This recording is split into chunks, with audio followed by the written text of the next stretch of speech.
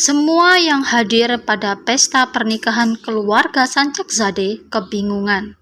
Para tamu undangan, bahkan anggota keluarga Sancakzadeh, Azadeh, Adnan, Sinan, dan lainnya, tak tahu harus berbuat dan berkata apa. Hussein Faroglu, ayah Hande, tidak terima atas perilaku Ferit. Dia merasa sangat dipermalukan olehnya. Lalu bagaimana dengan Hande? Sama seperti ayahnya, dia mendesak Ferit untuk menjelaskan apa yang sedang terjadi. Dia terus memohon agar Ferit tetap melangsungkan pernikahan dengannya. Tapi Ferit yang sedang dibakar api amarah kekeh pada pendiriannya. Pernikahannya tetap dilangsungkan, tapi dengan pengantin wanita yang berbeda. Pengantin wanita yang dibawanya, yaitu Aisyah. Semua orang termasuk keluarga Sancakzadeh meninggalkan pesta pernikahan sore itu. Hanya paman dan bibi Ferit, Ihsan dan Vedia yang bersedia menyaksikan pernikahan Ferit dan Aisyah. Sementara itu, di kediaman keluarga Sancakzadeh, raut wajah kekecewaan terlihat pada semua anggota keluarga, terutama sang ibunda Azadeh. Saking kecewanya, Azadeh hanya bisa duduk di ruang tamu dengan tatapan kosong semalam suntuk. Begitu juga dengan Hande, masih dalam keadaan berbusana gaun putih lengkap. Hande hanya bisa terdiam berbaring di kasur kamarnya dengan tatapan kosong ke atas ruangan. Melihat kondisi sang ibunda yang hingga pagi hari masih duduk dengan tatapan kosong, Sinan pun berinisiatif untuk mendamaikan adiknya, Ferit, dengan sang ibunda Azadeh Sancakzadeh. Dia mengajak Ferit dan istrinya untuk pulang ke rumah sekalian meminta restu ayah ibu mereka. Awalnya, Ferit pesimis bakal diterima di rumah itu, tapi tak disangka Azadeh dengan tangan terbuka bersedia menerima keduanya di istananya, meski dalam benaknya tetap masih mengakui Hande sebagai calon menantunya. Hande masih tidak terima dengan kenyataan yang dihadapinya. Dia menemui Aisyah di kamarnya, terus memojokkan Aisyah dengan kata-kata yang tajam, menunjukkan bahwa dirinya lah wanita yang sebenarnya dicintai Ferit, bukan Aisyah. Beruntung, Ferit segera muncul. Dia pun balik memberikan penjelasan pada Hande agar bisa menerima kenyataan yang ada. Hande tetap tidak terima. Pernikahan Ferit dan Aisyah tidak nyata di matanya. Dia tahu bahwa Ferit hanya ingin balas dendam padanya. Dia berlari menemui Azadeh hendak mengatakan permasalahan sebenarnya. Ferit mencegahnya karena hal itu malah bisa mencoreng nama Hande sendiri dan keluarganya. Namun sayang, diam-diam Azadeh sudah melihat tingkah aneh Ferit dan Hande ini. Dia berinisiatif untuk menemui Zumrud, sahabatnya sekaligus ibunda Hande, untuk membicarakan permasalahan yang menimpa putra-putri mereka. Azadeh curiga kalau Hande lah sumber penyebabnya, tapi Zumrud tidak terima. Baginya, Feritlah yang berkhianat. Suatu ketika, Zumrud tidak sengaja mendengar percakapan Hande dan betul, sahabat Hande. Betapa terkejutnya dia ketika Hande mengaku bahwa dialah yang membuat kesalahan sehingga membuat Ferit marah. Dia kepergok berciuman mesra dengan Yaman. Namun Hande berjanji pada ibunya bahwa dia akan memperbaiki masalah yang dibuatnya.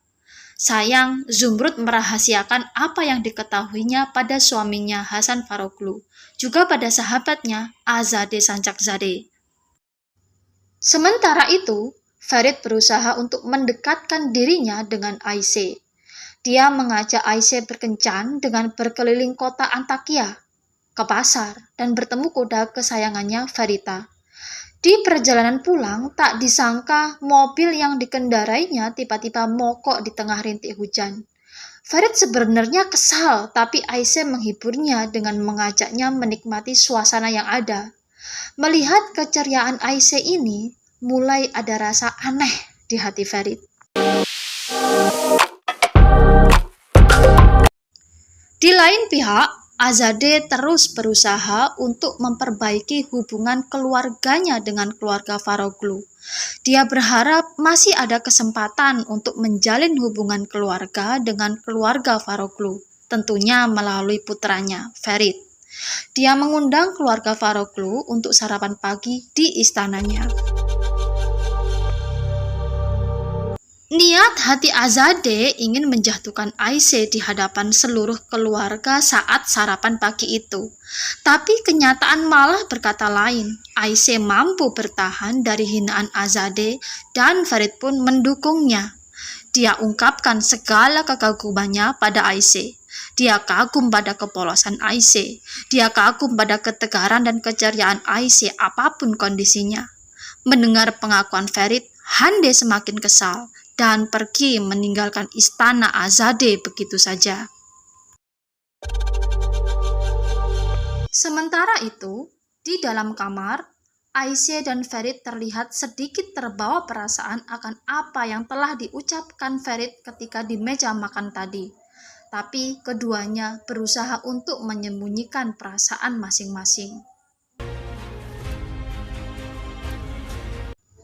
Hande semakin kesal karena Ferit semakin terlihat jatuh cinta pada Aisyah. Dia pun meminta Ferit dan Yaman untuk bertemu di kandang kuda. Hande ingin meluruskan permasalahan di antara mereka. Tapi sayang, kedua sahabatnya itu sudah sangat paham dengan watak Hande hingga perkataan apa saja yang keluar dari mulutnya tidak digubris oleh keduanya. Hande semakin kesal dan tiba-tiba seketika Ferit dan Yaman membalikkan badan. Terlihat Hande sudah memegang sebuah pistol yang diarahkan tepat di kepalanya. Ferit dan Yaman kaget. Mereka tidak menyangka Hande akan senekat itu. Sementara itu, di dalam kandang terlihat Aisyah sedang bermain dengan Ferita, kuda kesayangan Ferit. Seketika, dia tersentak kaget begitu mendengar bunyi letusan pistol di luar kandang. Dia pun berlari mendatangi asal suara itu. Ferit terus berusaha untuk membujuk Hande agar meletakkan senjatanya. Kali ini, Ferit berlaku sangat lembut pada Hande. Dia mau mendengarkan apapun perkataan Hande asal gadis itu bersedia meletakkan senjatanya. Melihat ini, Yaman kembali terbakar api cemburu. Dia pun kembali melontarkan kata-kata yang menyudutkan Hande. Sontak, Hande marah dan mengarahkan tembakan ke Yaman. Tembakan Hande tidak mengenai Yaman, tapi malah Aisyah yang tiba-tiba muncul dari dalam kandang terkena tembakan di bahunya. Ferit terkejut dan langsung berlari menolong Aisyah yang jatuh berlumuran darah. Lalu apa yang akan terjadi pada Aisyah? Apakah dia meninggal karena tertembak oleh Hande atau Ferit berhasil menolongnya? Saksikan terus kelanjutan drama Turki Kap Yarasi hanya di channel Rani Muntasari ya guys. Jangan lupa like, komen, dan subscribe agar channel ini terus bisa berkembang. Wassalamualaikum, bye-bye.